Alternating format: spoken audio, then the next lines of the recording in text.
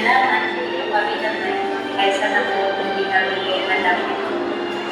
Ngayon, nagpapasalamat po kasi wala nito mga gera na nangyayari. Sa noon, wala ko kapasok na kahit ano yung magaling. Nung bata ko, pagkakapos ko talaga ng sa interview. Kasi po, yung lugar namin is karamihan talaga mga walang pinagkakalap yung mga tao dito. Kasi ako, naging balik kami dito. So, yung mga bata, hindi na mapagkakala kasi then, lumaki po sila na mga walang alam. No, hindi ko okay lang nila. So, yun yung pangarap ko na maging teacher para ng mga pag-ibig dito. May uwi ko dito yung mga natutunan ko at may tulong sa mga bata dito. Ngayon, nakatapos na po ako ng general education po yung yung pangarap ko sa aking community is mas umundan lang po as magkaroon ng malaman yung mga tao dito na magbago yung pamumuhay ko, yung mga kabataan dito sa na mas makalearn pa sila.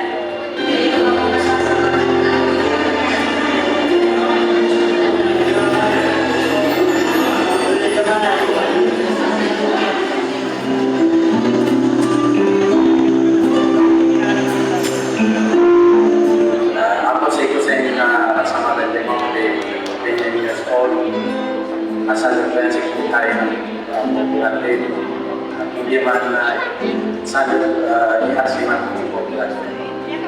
Mahirap kasi dati bigting marami ng gera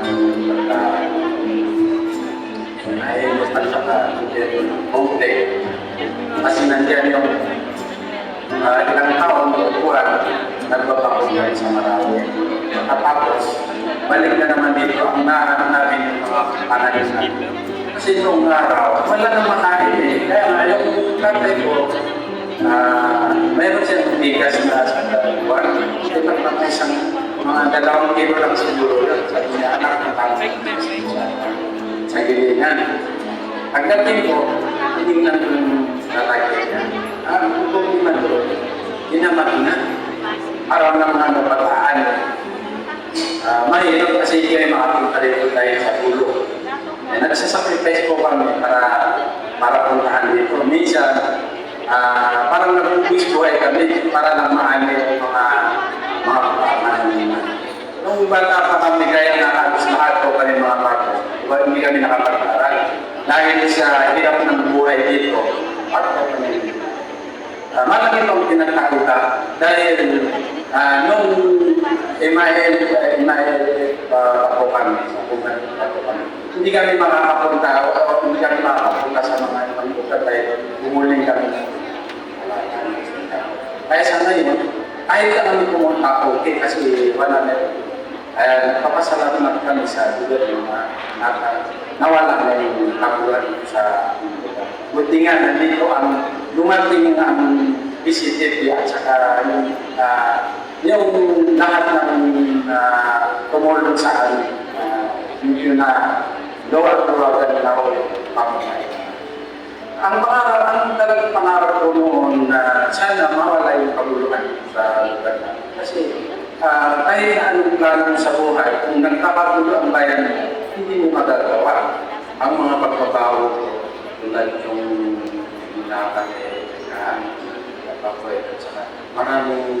maraming tulong na nagtulong sa amin.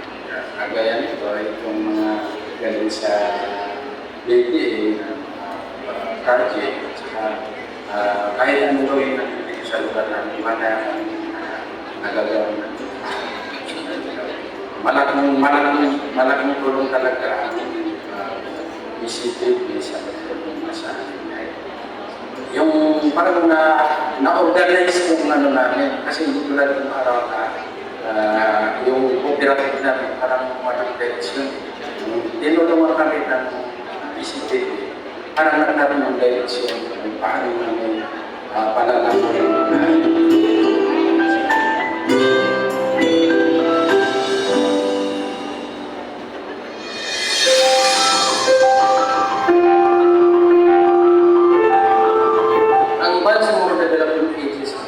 run this Pansamong Campus project. Pinaka-member namin po sa agency is camp level po rin, camp level implementing agency. So means we, the agency, who implement in the camp. Throughout the implementation of the project, one of the major challenges that we face during the implementation is the natural calamity. In terms of the social, we have a very little challenge in terms of bringing, to make this project to understand by the different stakeholders. But due to the continuous effort, we able to manage those challenges. Paano natin nagpili yung project, no? Yung community, una-una, kasi ang Pansamong Campus Commission Party, BCPP, is suporta doon sa usaping transformation ng 6 million camps na Limayan, kung saan itong camps nito, this 6 camp, mayroon siyang camp transformation plan, at the same time mayroon silang camp investment plan. And under those 6 camp, mayroon 36 priority barangay that yun yung first na any action or any intervention from the camp transformation, yun dapat ang unahin as gawing model muna para sa mag-expand. Pangalawa, yung priority, based on the need assessment, we prioritize kung sino ang barangay ang pinakamalay. At pangatlo, nung na-identify na natin yung barangay, nagkaroon naman tayo ng follow-up assessment. Ano naman ang klaseng intervention from the very beginning po ng project. We maintain yung neutrality at sa pain coordination para sa klaseng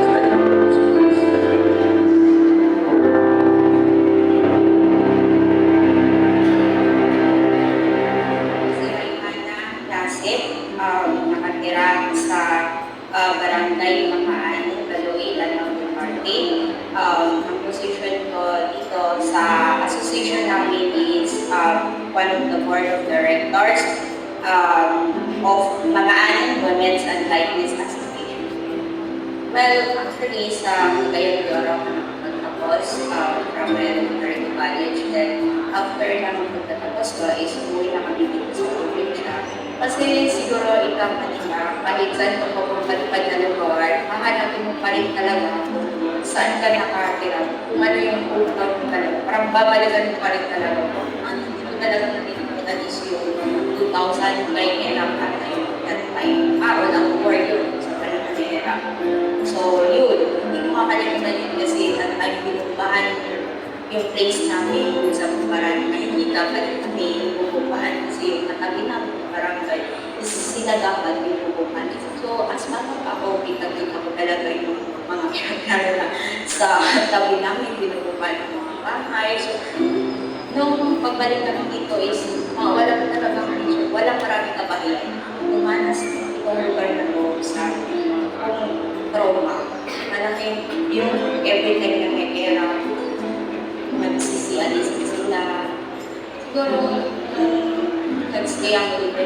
Talaga yung nag-stay ako. Nakita ko kasi is, number 1 is kulang sa kabuhayan. Yung mga tao dito is napagpupunan lang nila. Is yung mga sakahan, magtatanim ng mais, magtatanim ng palay, or yung coconut. Pero yung sa isip ko, makakatulong sa kanila kasi yung wala pa to, hindi namin ko in-expect, parang never in our imagination. So, ito parang matatawag talaga ng ito ng blessing. Blessing in disguise, ikaw namin dapat. Kasi nung nakarating ito, unexpected.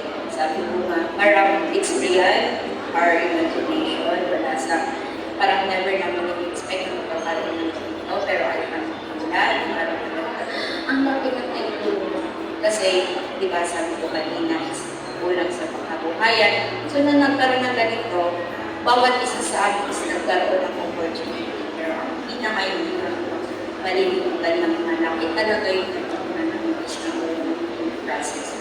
Kasi doon kami nagluto, nagluto, nagluto, magluluto ng product ng lahat yung bigay ng PBA sa amin. Mas malaking tulong yun kasi doon din namin nalaman, natutunan kung paano namin ma-improve yung association namin. Ang pinaka-bago sa amin ngayon is nagkaroon na kami ng sariling makita.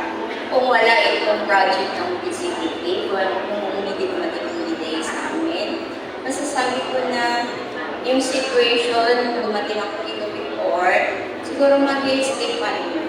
Kasi wala talagang mapagkukunan eh. Ang inaasahan lang talaga ng mga residente dito, ng community, is yung mga kabuhayan sa mga lupa nila, kung ano lang makita natin. Pero ang greatest lesson ko is, huwag kang mawalan ng pag-asa. Kasi tulad nga ng sabi ko in my own, sa personal goals, parang sabi ko, never ko in-expect kung bagal mo ko dito, nag-isip ako kung paano ako makakalimutan sa community, na kahit may natapos ako, ano yung may aambag ko sa kanila, nakalimutin sa kanila. Yes, masasabi ko na nag-success yung community namin. Why? Kasi bawat isa, as I said, bawat isa sa amin may kanya-kanya kabuhayan na dumating man sa punto na iiwan na kami ng PDA, ito na lang yung pinipin sa amin, ito binigay ko na. Gusto kong ma-assure na mag-maintain ito, na maging alaala na sa PDA, na kahit wala na sila, naiwan nila sa amin. Parang ayaw ko kasi sabihin na mag-i-end yung project nila. Kasi ang laki ng tulong nila sa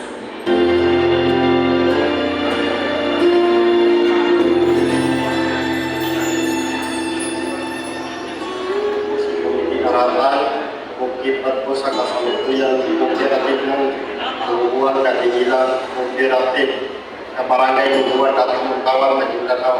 Dito na po ako lumag-isa, dito na rin po ako tinanganan. Mahirap lang po kami at mga magulang po. Nabubuhay po sila sa pagsasaka. Ang kinabubuhay ng pagsasaka, bihira lang makahawak ng pera po. Kami naman, kung nag-aaral tayo, paano sa mga kami baon kung pumapasok kami sa school. Mabibilang lang yung malalaking tanin. So kahit pag wala sir, pumapasok kami ng hindi kami pagkain. Wala yung baon. Mahirap sir kasi sa hindi namin alam sa tanghali magkakaroon kami. Kasi talagang mahirap lang talaga kami noon. Hihirapan kami dito. Magagalang kami. Kung saan mo magpapagpapusap yung pag-aaral. Kahit hindi puro wala, puro na ipaglaman kasi yun nga, sa litong pagmumay namin. So, hindi ko na natapos sa mga kapatid ko. Sa mga kapatid ko na nag-aaral. Hindi ka sa mga anak ko naman. Sa kaming nagprosige sila sa pag-aaral. Para makabigla yung mga nag-aaral hindi makakalimutan na matanggap na ating pulo pati ng BCTP. Kabilang po yung mga itong sulataya po natin dyan at saka yung socio-infrastructure building po natin. Natuto kami magkaroon ng skills training, karoon po kami ng kaalaman para magpapagpo ng negosyo. Malaking tulong po yung magbigay ng proyekto ng PCTP kasi yung manual dapat sasakanan karoon na po ng makinarya. At saka kung sakaling may ma-harvest kami ng mga produkto, mayroon ako kaming area na pagbibila at mayroon kaming area na pagbibaan. Gumanda po ang pamumuhay ng mga tao dito pagdating ng farm sa KBCTV. Kasi wala nang ulo, maganda na yung pamumuhay nila, nakapag-aaral na ng maayos. Kung wala po si KBCTV po, hindi po dumating sa aming bayan, wala po kaming project, wala rin po kami mga makinarya na gamitin sa pagsasaka, wala rin po kami ng hapon, wala rin po yung kaya natin.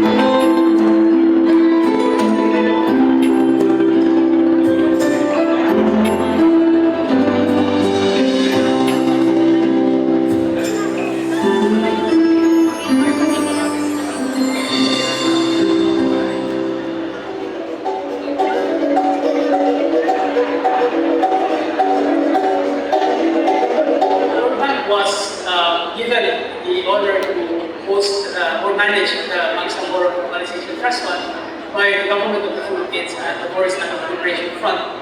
Thus, it was given the mandate to provide support to conflict-affected areas in the region, especially within the 6 college camps of the Boris Liberation Front. And so, one of the support that was extended was, is this Bangsamoro Campus Transformation Project. Based from the reports and also the validations made by the bank and also its partner, implementing partner CFSI and BDA, I would say that the BCTP project has been successful in terms of achieving its intended outcomes and also the results and its expected targets of the project.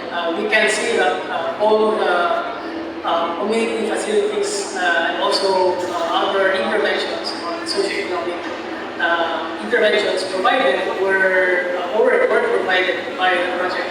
We also note the strong support from the local communities, especially the barangays, and also the active participation of the beneficiaries themselves. And so there are already stories that we can validate, acknowledge that indeed the project has provided transformational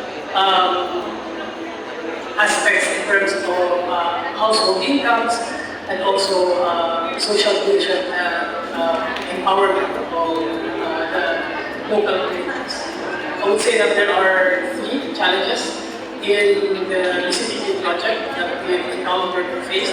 Number 1 is the very short timeline of implementation, which was, first it was a year and a half, and then it extended into 2 years, and that also led to some limitations in terms of the social preparation, which is very important. The second one would be in terms of the limited resources that we have. Despite that we've provided so much for the communities that we have served, there are still enough gaps. What's next for BCTP? I think, I'm hopeful that the community organizations that we have provided support with will be able to continue operating as well as even expanding their services as well as the different, also cater to other sectors within their respective.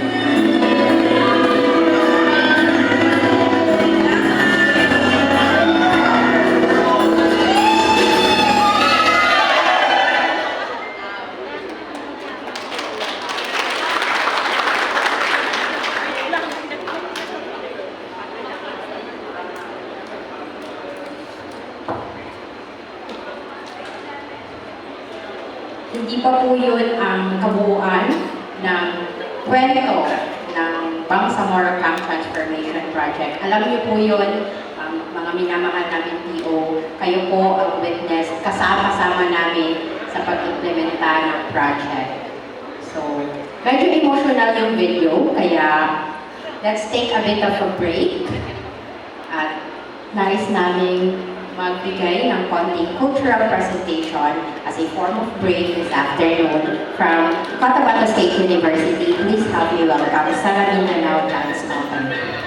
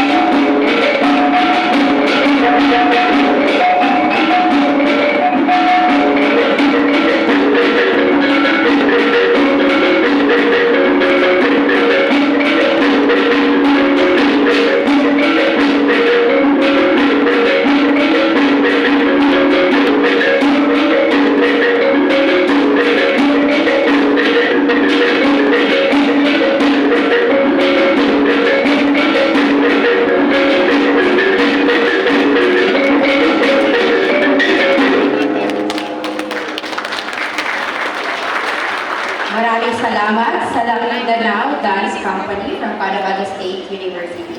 We will be seeing more of them later on as a part of this. They prepared a 3-part story number. Okay. Going back to the video,